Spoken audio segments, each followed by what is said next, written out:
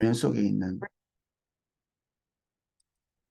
내면 속에 있는 것들을 거르지 않고 하나님께 토설하고 있는 그런 내용이라고도 볼 수 있고, 또 한면에서는 우리가 음, 우리 내면에서 존재할 수밖에 없는 어,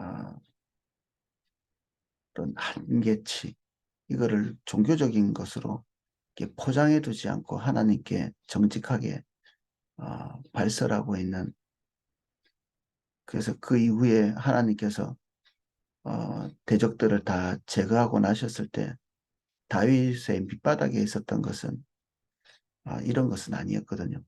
저주나 분노 이런 것들은 아니었습니다. 결과적으로 볼 때 하나님 앞에서 시편 109편 같은 내용들이 남아있지는 않았던 거죠. 아, 내용을 한번 읽어보겠습니다. 내가 찬양하는 하나님이여 잠잠하지 마옵소서.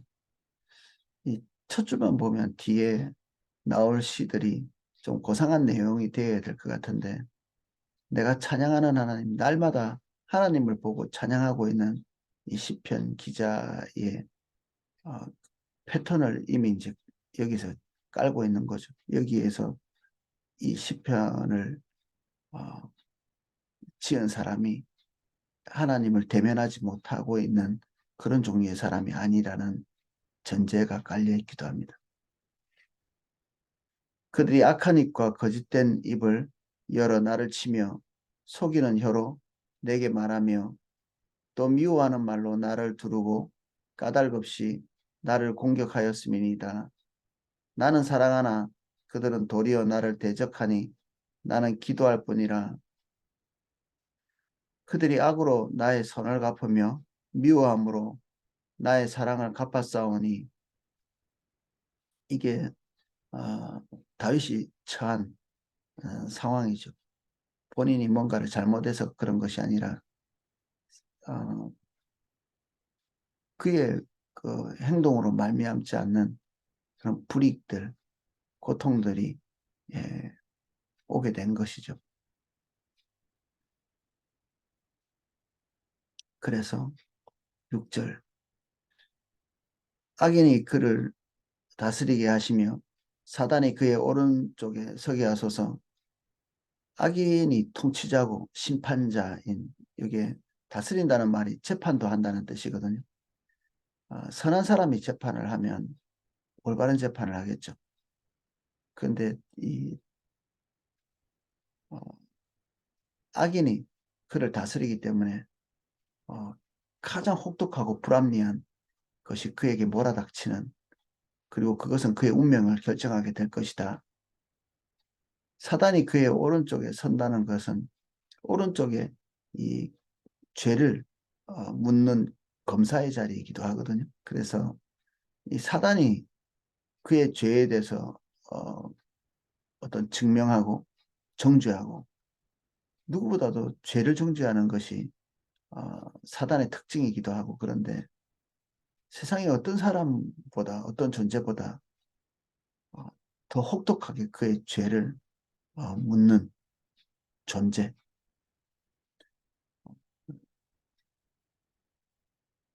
그래서 저주를 할 수 있는 뭐 가장 그 교리적으로 그 끝지점에 가 있는, 그를 대적하는 자들이 이렇게 되기를 기대하는 표현입니다.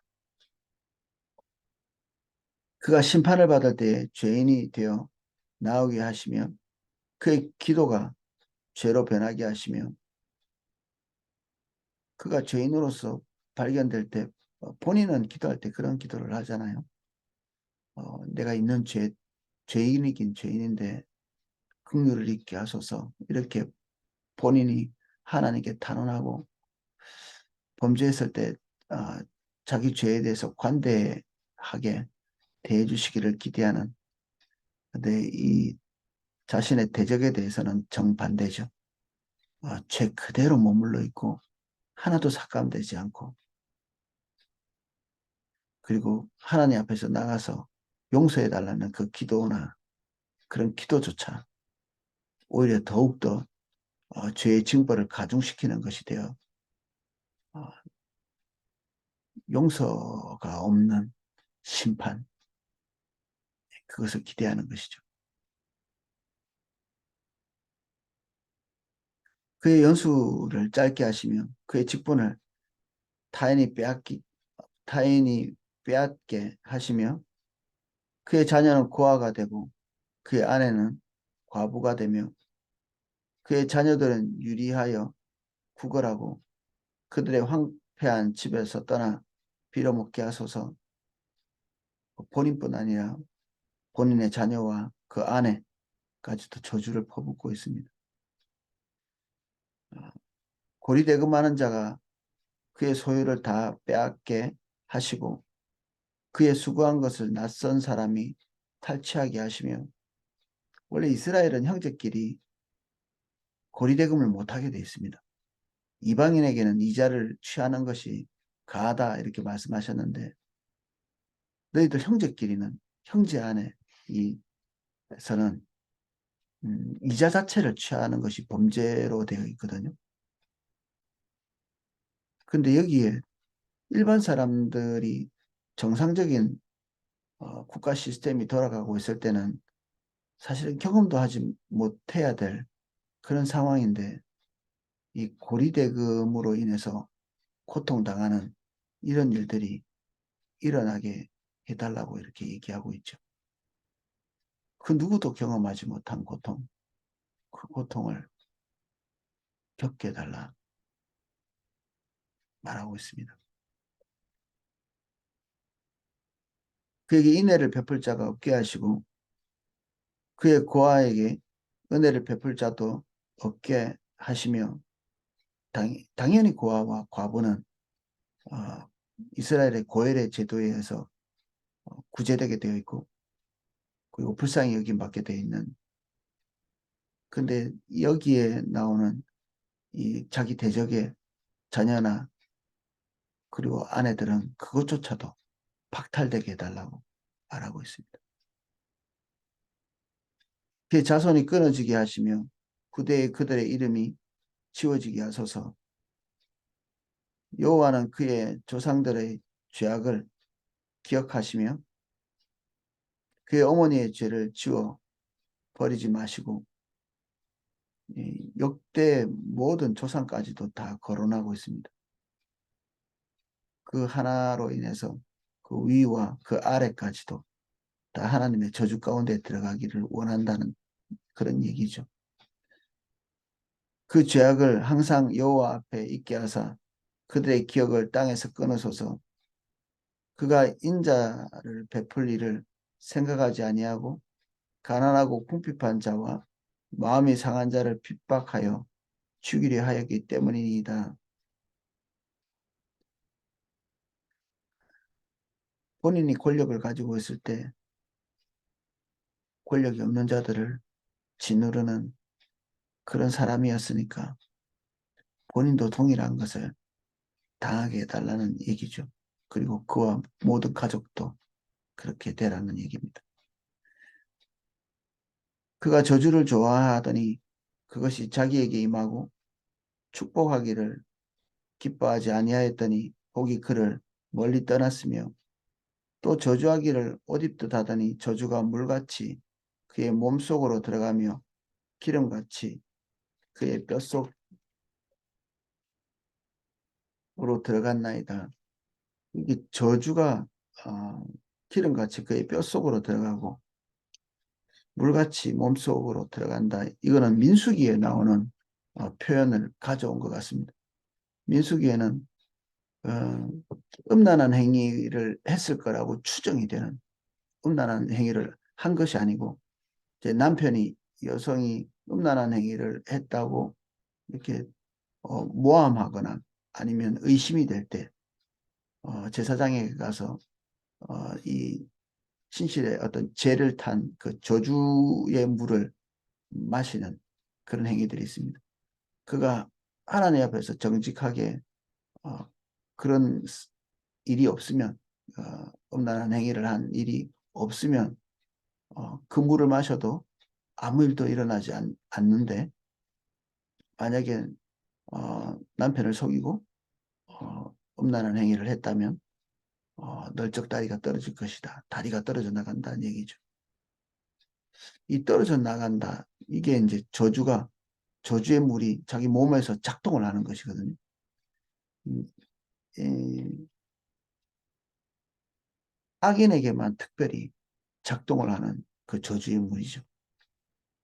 범죄한 자에게만 해당되는, 무죄한 자라면 어, 아무 일도 일어나지 않는, 그 의심받는 여성에 대한 어떤 한면에서는 구제책으로 그런 일들을 하기도 하고, 또 하나님의 심판의 도구이기도 한데, 여기는 틀림없이 악인이기 때문에 그런 그 저주의 물이 역사에서 그에게 악이 닥치기를, 범, 어, 재앙이 닥치기를 기도하고 있습니다.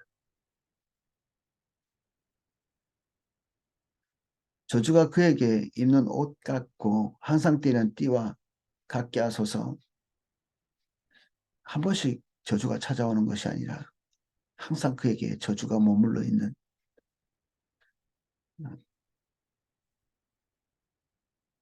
이런 나의 대적들이 내 영혼을 대적하여 악담하는 자들이 여호와께 받는 보응이니이다. 그도 동일하게 이 대적들에게 고통을 당하고 있는 상태였기 때문에 그는 하나님 앞에서 대적하는 거죠. 공격받고 있는 그 사람과 대항하고 있는 것이 아니라 대항하고 있는 곳은 하나님이죠. 하나님께서 단언해 주시기를, 그 원수들과 직접 대항하고 있는 것이 아니라 이 수평적으로 일어난 모든 문제들을 수직적으로 풀고 있죠. 수평적인 세계의 것을 수직적인 세계에 가져와서 풀고 있습니다. 하나님과 자기 사이에 해결해야 될 문제죠. 이 모든 것이.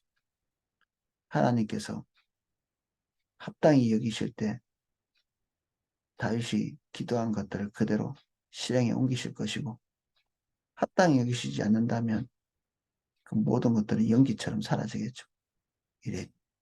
이렇게 어, 혹독한 내용의 기도들이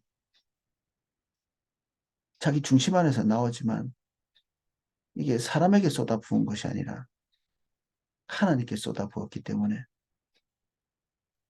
이런 행위 자체가 하나님께 한번 걸러지기를 기대하는 것이기도 하겠죠. 그의 중심 안에서는 이것밖에는 기도할 수 없는, 하나님 앞에 속이지 않고 기도하는 이 기도의 내용들이 전혀 자비롭지도 은혜롭지도, 그리고 이게 뭐 모범적이지도 않은 내용이지만 주님 앞에서 속일 수 없는 그의 본심이기도 하고 그렇죠. 속일 수 없는 본심. 하나님은 속일 수 없고 다윗도 하나님을 그렇게 속일 마음이 없기 때문에 그의 중심 안에 있는 모든 것들이 폭발해서 나오는 거죠.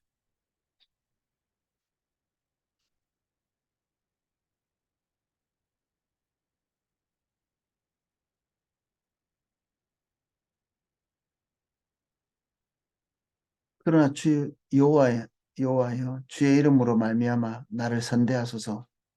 주의 인자심이 사나우니 나를 건지소서. 나는 가난하고 궁핍하며 나의 중심이 상함이니이다. 나는 석양의 그림자 같이 지나가고 또 메뚜기 같이 불려가오며 석양의 그림자가 길게 늘어서는 것처럼, 그것이 끝나가는 자기의 운명을 얘기하는 겁니다. 이게 이제 어, 자기 처지가 이제 조금 있으면 모든 것이 끝나는, 거의 꺼져가는 등불처럼 그런 상황이고, 이 메뚜기가 바람에 불려서 어, 흔적도 없이 사라지는 것처럼 본인이 그럴 운명이다. 메뚜기 같다. 종종 이스라엘 백성들이 자기 자신이 하찮게 보일 때나 그럴 때 메뚜기에 자기 자신을 비교하죠. 메뚜기처럼. 금시감으로 내 무릎이 흔들리고 내 육체는 수쳐가오며 나는 또 그들의 비방거리라. 그들이 나를 보면 머리를 흔드나이다. 여호와 나의 하나님이여 나를 도우시며 주의 인자하심을 따라 나를 구원하소서. 하나님 앞에 서 있는 그 본인의 본심조차도 의심받는, 그리고 그것 자체는 누구도 범접할 수 없는 가장 순전한 모습 아니겠습니까? 하나님과 다윗 사이에 이 기도하고 금식하고 하는, 누구에게도 욕먹지 말아야 되는 부분이기도 하고, 그리고 하나님은 다윗뿐 아니라 다윗을 대적하는 그 사람들에게도 감히 범접할 수 없는 그런 존재죠. 그런데 다윗이 그 범접할 수 없는 하나님과 관계를 맺고 있는 이것까지도 그 본심이 의심받고 비난받는 그런 모습입니다. 남김없이 뭐 이런 얘기를 많이 하는데, 성욕 같은 것이 없는, 우리가 궁지에 몰렸을 때는 최소한의 어떤 그 보호 장치도 없을 때가 있죠. 완전히 아무것도 남지 않는 다윗이 그런 상황이 있습니다.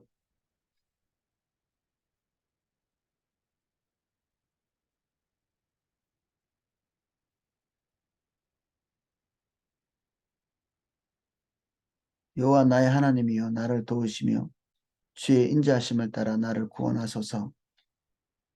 이것이 주의 손이 하신 일인 줄 그들이 알게 하소서. 주 여호와께서 이를 행하셨나이다. 어떤 사람이 하나님 앞에 서 있을 때 하나님께서 직접적인 개입을 하는 것들을 주변 사람들이 봐야 되겠죠. 그래서 이것은 늘 제가 성경을 보는 방식이기도 한데, 하면서 내가 억울함을 당하고 있을 때 하나님께 기도할 수 있는 기도의 내용이기도 하면서도, 한면에서는 내가 무시할 수 있거나 나보다 힘이 약하거나 그런 사람들이 나를 향해서 말할 수 있는 탄원의 기도의 내용이기도 하죠. 임금을 주지 않는 사장님이라든지, 그리고 재판을 억울하게 하는 재판관이라든지, 백성들을 압제하는 통치자라든지,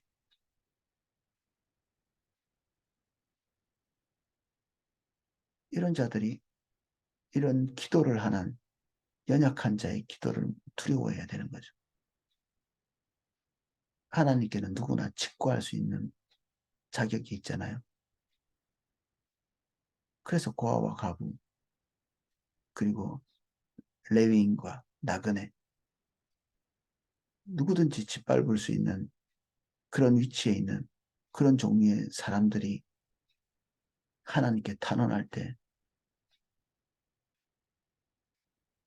그 탄원의 내용이 되는 그 사람들은 하나님께서 심판하신다. 그래서 이런 부분들은 엄청나게 두려워지죠. 우리가 약자일 때 하나님 앞에 탄원할 수 있는 내용일 뿐 아니라, 누군가가 우리와의 관계 안에서 약자가 되어서 고통당할 때 하나님께 탄원할 수 있는 내용이기 때문에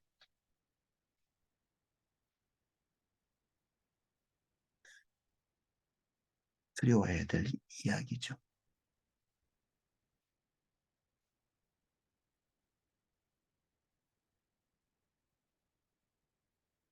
그들은 내게 저주하여도 주는 내게 복을 주소서. 그들은 일어날 때에 수치를 당할지라도 주의 종은 즐거워하리이다. 나의 대적들이 욕을 입은 듯하게 하시며 자기 수치를 거독같이 입게 하소서. 좋은 옷을 입는 것을 좋아하는 사람들은 그렇죠. 매일매일 일어나서 가장 좋아하는 옷을 입을 텐데 대적들이 수치, 모욕 이런 것들을 옷처럼 입을 수 있도록 하나님께 탄원합니다. 내가 입으로 여호와께 크게 감사하며 많은 사람 중에 찬송하리니 그가 궁핍한 자의 오른쪽에 서사 그의 영혼을 심판하려 하는 자들에게 구원하실 것이미로다. 아멘. 너무 긴 내용이고 제 입장에서는 이 아침에 일찍 일어나서 이것들을 읽으면서 아, 두 번은 보고 싶지 않다. 그래서 나누지 않고 오늘 전체를 쭉 읽으면서 대략 살펴봤습니다. 이런 기도에 무슨 교훈이 있겠는가? 초두에 이야기한 것처럼 우리가 어떤 사람인가 보면 결국 우리가 궁지에 몰렸을 때 우리는 예수님께서 말씀하신 대로 원수를 사랑할 수 있는 기본적인 소양이 없는 존재. 그러나 다윗이 한 것처럼 그 속에서 어, 이 고상한 것들을 발견할 수 없는 자기의 그 중심 안에서 일어나고 있는 이 원수를 향한 저주, 이 저주를 최소한 수평적인 세계에서 말하고 있지 않다. 그리고 하나님 앞에서 말한다는 것 자체가 실행에 옮기시는 것은 하나님이시니까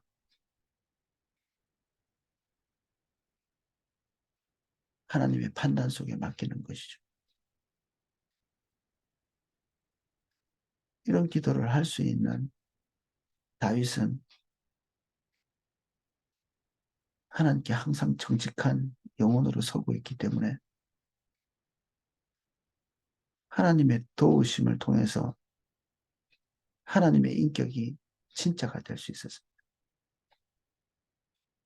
본인에게는 나오지 않는 관용, 본인에게는 나오지 않는 그 원수를 사랑하는 자세가 하나님 앞에서 정직함을 토로하는 이 자세 속에서 하나님의 기름 부음으로 그에게 와 있었던 거죠. 우리는 다윗의 실제 행동들을 알 수 있습니다. 그가 원수에게 어떤 식으로 행했는지 여기에 나와 있는 이 폭발에 나오는 것 같은 이 저주를 쏟아부은 그런 때가 없거든요. 사울에게도 그리고 그의 주변에 있는 그 간신들이라고 볼 수 있는 그 사람들에게도 여기에 나와 있는 그 정도의 농도의 어떤 보복을 한 적이 없죠. 하나님 앞에서 해결받은 것입니다. 그리고 그 중심 안에서 사울이 심판받아서 그 전장에서 죽었을 때 정말 진심 어린 애도의 노래를 부르고 그리고 백성 전체가 사울의 죽음을 애도할 수 있는 그 노래를 지어서 부르게 했던 그런 다윗의 모습은 여기서 하나님 앞에서 그의 중심 안에 있는 것들을 토로하면서 다 비워놓은 상태의 그 빈 그릇에 하나님께서 채워주신 은혜죠.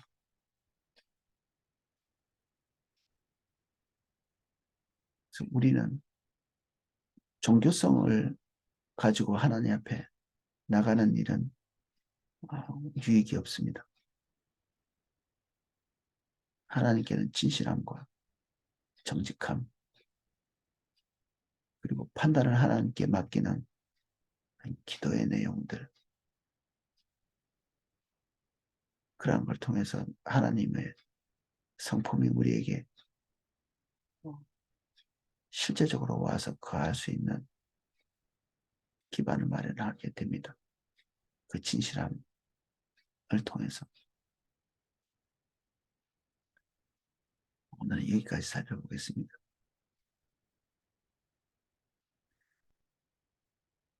주님, 우리 안에 주님이 기대하시는 것만큼의 고상함도 예수님께서 기대하시는 원수를 사랑하는 그 높이 계신 하나님의 마음으로 우리를 대적하는 자들에게 관용화할 수 있는 여력이 우리에게 없습니다.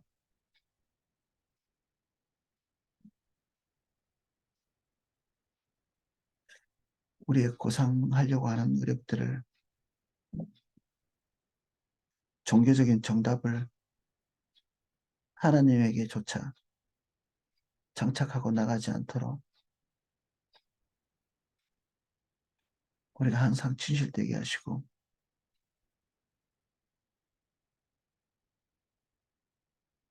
주님께는 가면을 쓰거나 정답을 앞세워서 나가지 않게 우리에게 깨어진 마음 주시고 진실된 마음 주십시오.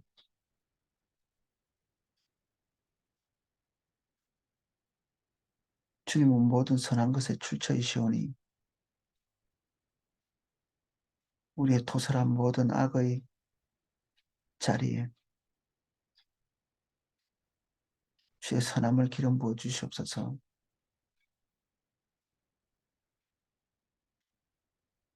우리의 억울함과 단식을 돌아보시고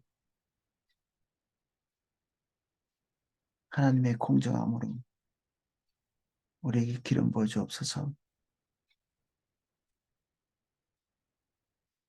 주님은 우리의 형편과 처지를 아시는 분이십니다. 우리를 신원해 주십시오.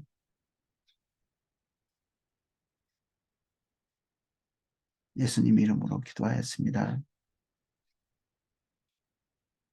아멘.